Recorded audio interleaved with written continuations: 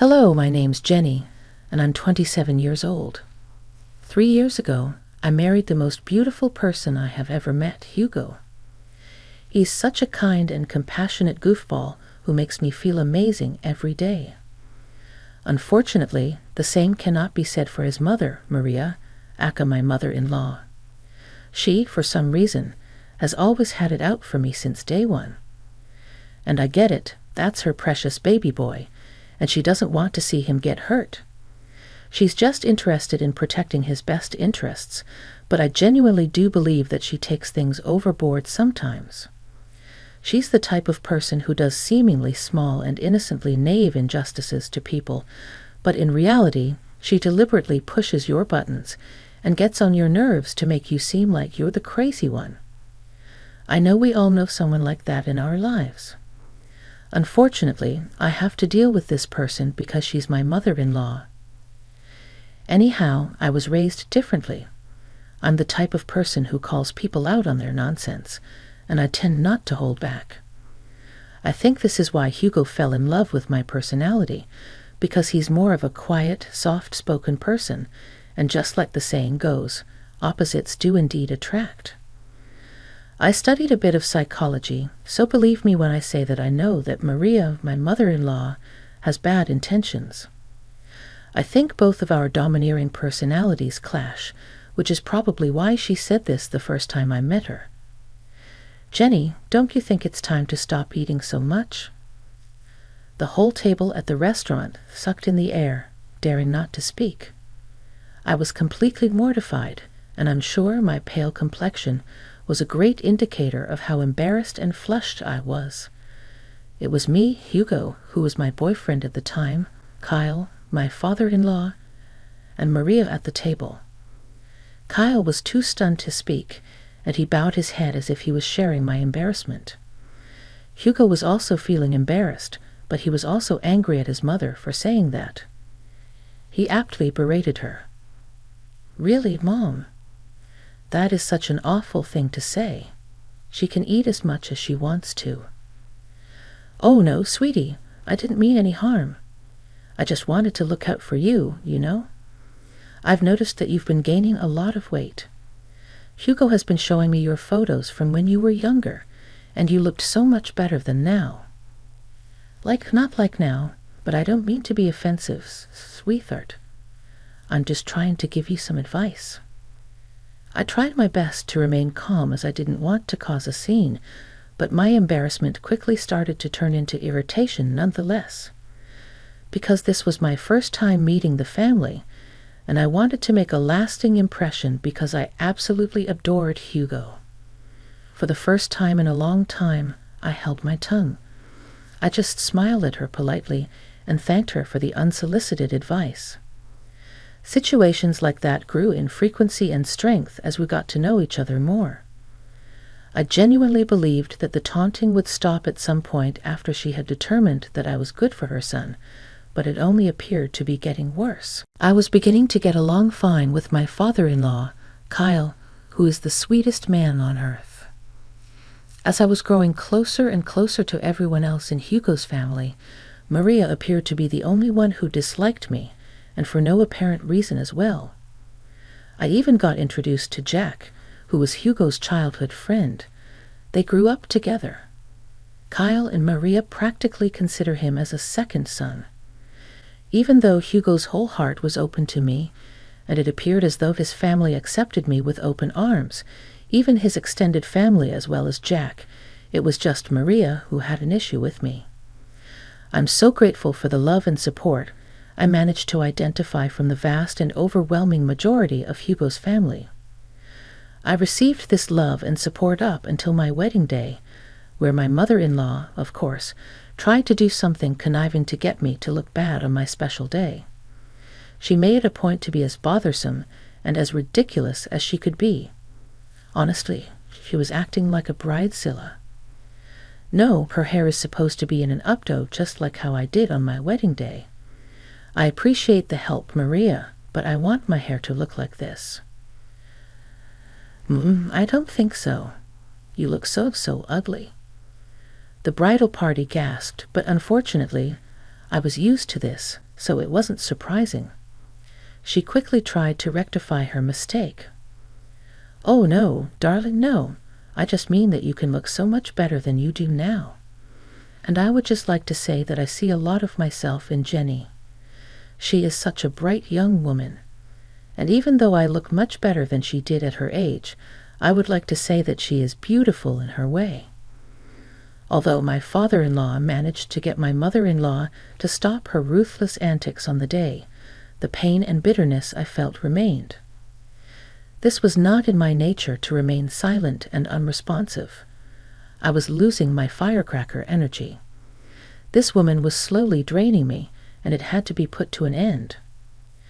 Fast forward 3 years to where the events of today's story take place. We were all sitting at the dining table of Hugo's childhood home, and where his parents still live, on a Sunday night. My mother-in-law had ever so graciously invited us over, including Jack, meaning that it must have been something important she wanted to tell us all. Although I had my suspicions about her randomly making this dinner plan, which later on were affirmed, it was a pleasant surprise. At some point, the ball dropped, and this is the beginning of what turned out to be a very messy series of events. My mother-in-law started to garner everyone's attention, as she had an important announcement to make. She pulled out a paper and started reading it. "Attention, everyone. I have an announcement to make. As you all know, my birthday's coming up, and so I wanted to let you know what I've been planning for the very special day. I've decided that we're going to take a trip to Hawaii." The paper was a confirmation of the Hawaii trip. "That sounds fantastic." "What? That's amazing, Jenny. I've always wanted to go to Hawaii." "Oh my goodness, this is great news. I'm so excited, I don't even know what to say." "Thanks so much, Ma." "Oh, actually, you're not coming." Honey, what are you talking about?" "This wasn't part of the plan. I made some last-minute arrangements and managed to cancel her ticket before they gave us extra charges." "Oh, so my ticket was already bought?" "She just went ahead and canceled it. Why does this woman hate me so much?" "Mom, what are you talking about?" Jack and I seemed to be the only ones silent in this whole situation as a whole flurry of harsh words was exchanged back and forth. Eventually, after some poking and prodding for a decent enough excuse, Maria finally stated, Okay, fine. I'll tell you the reason why I thought it best that Jenny sits this family event out. As you all know, I'm getting a little bit older, and I've decided that I want the remaining years of my life to be centered on being around the people I care most about. Unfortunately, Jenny just doesn't belong on that list." "Wow, Mom, really? What is wrong with you?" "Nothing is wrong with me. Don't you dare disrespect me. I'm just saying that, well, you know, Jenny can't be considered part of our family since she's not related by blood. Well, by that logic, then Jack shouldn't be able to go either, right? Since he isn't technically family, as you're stating. But we all know that's preposterous, and he is part of the family. And ever since Hugo and Jenny got married, that means she is part of the family. Well, obviously with Jack, it's different, you know that. He's just so precious, and he's our sweet baby angel. He's always been here, but Jenny hasn't, so that's why I'm just not comfortable with her coming on the trip. And it's my birthday, so I get to decide whatever we want." "Come on, Jenny. We're leaving at once." "No." The way that I firmly said no commanded all of the attention in the room, including my antagonist who was trying to stifle a smile this entire time. But at that moment, she wiped it off her face. "Maria, you've made it clear since the beginning that you do not like me, and every day for the past 3 years I have endured your insufferableness. You think we all don't see how you act. You think that we all don't notice that you're a narcissist. Little girl, you better watch the way you speak to me. You are in my house. And not for long, I'm not. I'm just about to leave, actually. but not before I say this. I turned to my loving husband, who was looking at his mother with angry eyes. Babe, I love you with my whole heart, and I have tried to endure this for such a long time. But I see now that your mother will never accept me into this family, no matter how hard I try, and no matter how many times I bite my tongue. You should go on this trip. You can't miss it. As much as your mother is crazy, she's still your mother, and you love her, and she loves you, so you have to go. Don't worry about me. I'll be fine. I then turned to my mother-in-law, whose mouth was agape because of what I just said. And as for you, unfortunately for you, I am in love with your son, and I am not going anywhere. You might think that you can push me away, but I will always be here. Even when you go to Hawaii, you will always be thinking about me, because if I'm being honest, I think you're obsessed with me. How dare you? I should slap you right now. I'm not finished. You are obsessed with me. You're obsessed with tearing me down, and I cannot even imagine why when all I've done is shown you kindness and patience, even when you didn't deserve it. But enough is enough. You don't want me to go to Hawaii with you. Fine. You don't think I'm part of the family. Fine. But I will always be here. As long as I breathe, I will always be here for Hugo, Kyle, and even Jack. But never for you. At that moment, I realized that I finally shut her up. She left her mouth open as if she was searching for something to say, anything to say, but her mind wouldn't let her. Finally, I managed to keep her quiet.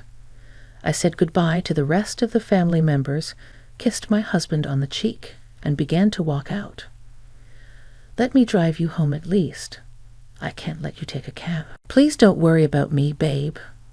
I love you, and thank you so much for loving me, but I'll be fine. You have a trip to discuss. Okay, if you say you'll find, and I'll believe you. Oh, don't forget your purse. Right, my purse. I left it in the kitchen. Once I arrived, at some point though, Maria went into the kitchen. I think to catch her breath after the whole situation, after being berated like that, I too would have done something similar. What do you want? Don't worry about me, sweetheart. I'm just here to collect my things. Well, make it quick. I want you out of my house. I can't believe you said those things to me. With that, she quickly stormed out. She was filled with so much anger that she didn't even want to see me out the door. At that moment, I scoffed at her ridiculousness and reached for my purse. When I noticed a piece of paper next to it, my eyes glanced over it and noticed that it was Maria's handwriting. I believed at the time that it must have been a piece of paper detailing the itinerary for the trip, because I was feeling slightly bitter about not going. I wanted to take a peek and see just how much fun I'd be missing out on. I grabbed it and began to read the paper. Dearest Jack, you know that you have always been like a son to me, and you know that I love you dearly. Oh, so this is a letter to Jack. A bit strange, but I guess it's thoughtful. For some reason, my curious eyes began to read further. And the love and care you have shown for me throughout the years will never be forgotten. I hate to admit it, but even when it comes to my son Hugo, I feel as though the love we once shared is no longer there. Wait, what is she saying? She loves Jack more than she loves Hugo. That simply couldn't be. I continued to read the paper, and with each new line, I got more astonished at what I was reading. I simply couldn't believe it. There was a lot to unpack, and even though it wasn't my place to read that letter, I'm really glad that I did. After reading the entirety of the letter, I began to pace in the kitchen, wondering what to do. And then it hit me. All of the people who needed to know about this letter's existence were all sitting in that room. If ever there was a time to act, it was now. I reread the letter one more time just to make sure that I wasn't crazy and imagining things, and just as I thought, yep, It was the same thing I read the first time. I waltzed out into the dining room to meet only 3 pairs of eyes looking back at me. "Jenny, I am so sorry for what my wife is trying to put you through. Don't worry one bit. You will come with us to Hawaii. As long as I'm around. She's just in a funk right now. But don't worry, I'll convince her to change her mind. I don't know what's gotten into her recently, but don't worry, I will change her mind, as I said." "Kyle, please don't worry about me. As I said, I'm fine. I'm more than fine because I have found some interesting news that I need to share with everyone, and I especially need to share it with Hugo." Hugo and Jack's ears perked up. I saw the flash of worry that ran across Hugo's face. Perhaps he thought that this was too much for me to handle and that I wanted to ask for a divorce. Oftentimes when I would complain about his mother to him, he'd agree with me and wonder how I managed to keep up with her nonsense for so long. I'd always tell him that it was because I loved him way too much to let him go, and that I'd go to hell and back for him. I noticed that the Wicked Witch of the West wasn't around. So I asked, "Where is Maria? She needs to be here for this too." "Oh, Kyle mentioned earlier, she appears to be in a bit of a funk after you shouted at her. She said she got a mild headache and wanted to nurse it with a nap upstairs. She won't be down for a while. You know how she gets about her beauty sleep." I was all too familiar with Maria's awkward and unnecessary routines and regimes that would often inconvenience others. I felt irritated. This is just really important. She has to be here. "It's okay, Jenny. You can tell us, and we'll inform her when she wakes up." I hesitated, considering the information that I knew. I wanted to see the redness on her face from embarrassment. "I think you should just go ahead and tell us, sweetie. It's okay. And you know Hugo has anxiety. It would be bad to keep him waiting." That was true. Hugo's anxiety got really bad at times, and I could see him begin to fidget from the anticipation. "Okay, fine. I'll show you guys what I found when I was in the kitchen, collecting my purse and getting ready to leave. I found something interesting that I think you all need to know about." I pulled out the paper I found and began to read. It reads, "Dearest Jack, you know that you have always been like a son to me, and you know that I love you dearly. And the love and care you have shown for me throughout the years will never be forgotten. I hate to admit it, but even when it comes to my son Hugo, I feel as though the love we once shared is no longer there." What is she saying? What is this?" Hugo exclaimed. I continued reading. "Hugo, I just don't see eye to eye like we used to, and honestly, I think it's because of Jenny. Ever since he married that girl, he no longer has time for me. He doesn't love me, and therefore, I don't think I love him. I love you, and you are my son. With that being said, I want to let you know that I am going to update my will so that you inherit all of my belongings and not Hugo. I know it might hurt him, but honestly, at this point, I don't care. It's that wretched Jenny girl. She's the one who has poisoned my love for him. I hope you receive this letter well. The reason why I didn't want to approach you about it in person is that, and it pains me to admit this, I couldn't risk seeing the rejection on your face. I know you love Hugo like he's your brother, and most likely you won't approve. But I don't care. I'm giving you everything. The money, the house, the cars, and even my small businesses. They're all yours, whether you like it or not. If you want to talk about this further, please call me, and we can discuss it. I look forward to hearing your response. I will love you forever and always. Your second mom." I finally looked up from reading the letter, and I was met with a flurry of mixed emotions. Kyle looked like he was going to cry. Jack looked stunned, but Hugo looked like he was going to murder someone. I can't believe she said all those things. Is she being serious right now? Hugo's voice trembled. So, the reason why she's doing all of this is because of Jenny? She hates Jenny so much that she'd not include me in her will just to spite me and Jenny? She's officially lost her mind, you guys, Jack exclaimed. I don't even know what to say, Kyle muttered, visibly shaken. This has gone far enough. I've had it with this woman and her toxic behavior. What are we going to do? Hugo's anger was palpable. At that moment, I had an idea. 1 week had passed, and it was time for the planned Hawaii trip. Maria woke up to find a letter from her husband on her bedside table. It read, Good morning, gorgeous.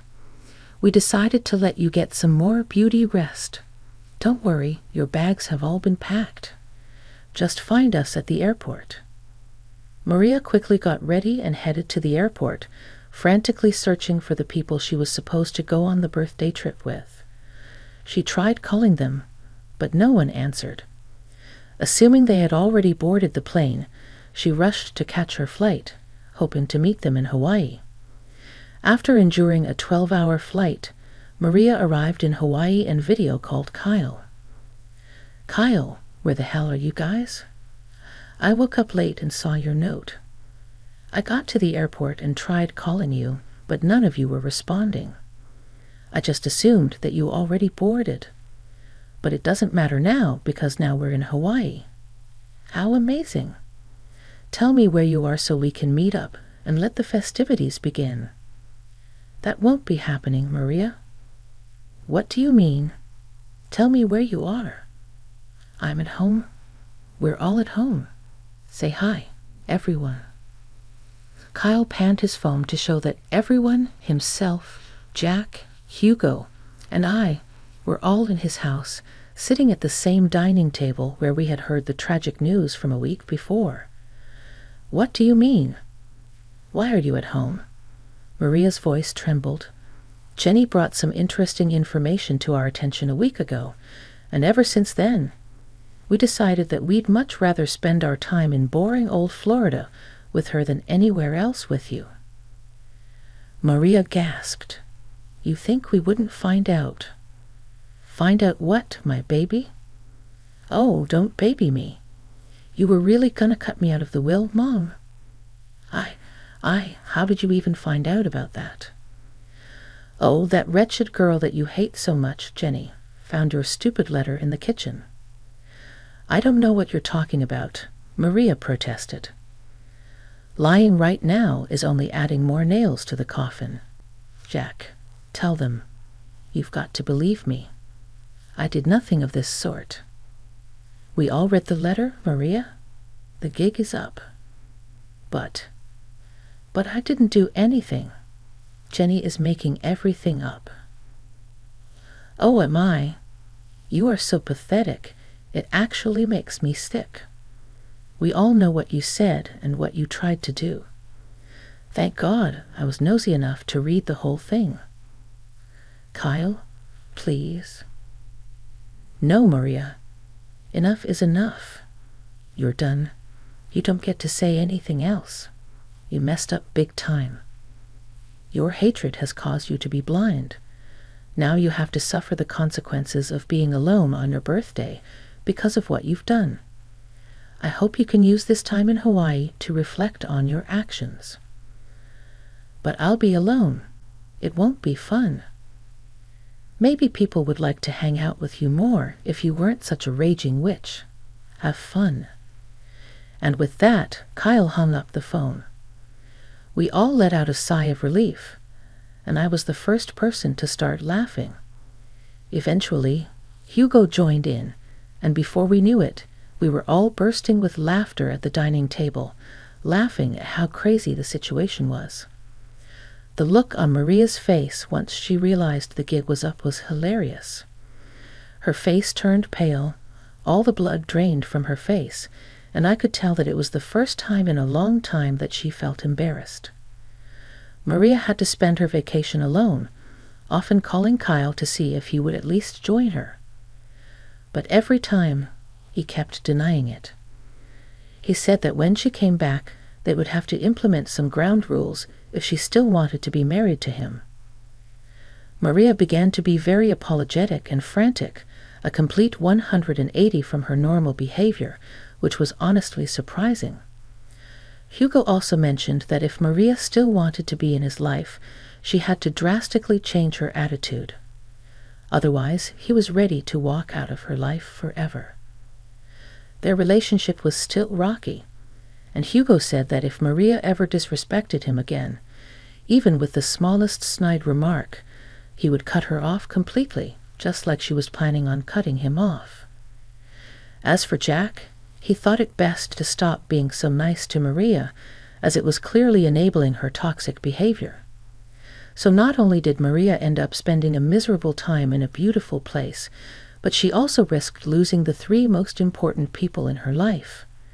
She now has very rocky relationships with all of them, and she has to change to be better.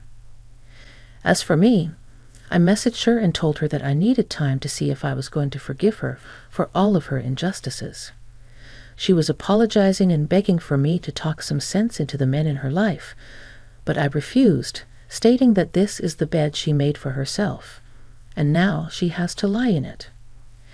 Even to this day, Maria is still trying to mend the very broken relationships that she caused. I just hope that she learned her lesson.